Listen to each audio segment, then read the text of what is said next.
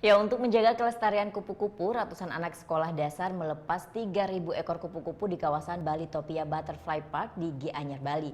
Di taman seluas 1.000 meter persegi ini, pengunjung dapat melihat 15 jenis kupu-kupu yang berasal dari Pulau Jawa dan Bali.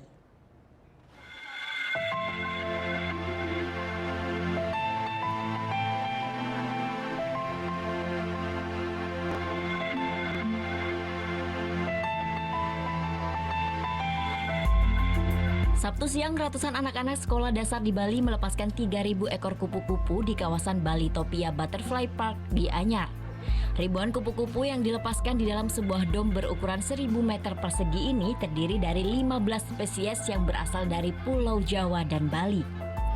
Tak hanya melakukan pelepasan, di taman ini pengunjung juga dapat merasakan serunya berinteraksi langsung dengan ribuan kupu-kupu beraneka warna.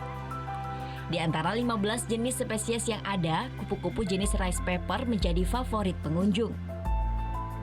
Untuk menambah kesan alami, kawasan taman ini sengaja dibuat sesuai habitat asli kupu-kupu, di mana memadukan konsep hutan tropis dengan dihiasi beragam bunga warna-warni.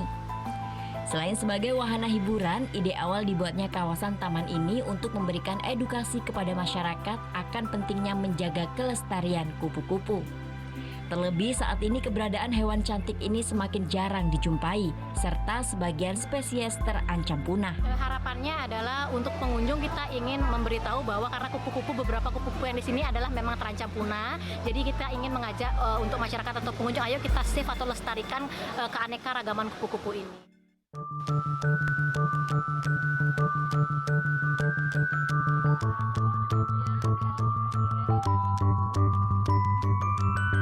Selain dapat berinteraksi langsung dengan kupu-kupu, di taman ini pengunjung juga dapat melihat proses metamorfosisnya mulai dari ulat, larva, hingga menjadi seekor kupu-kupu cantik.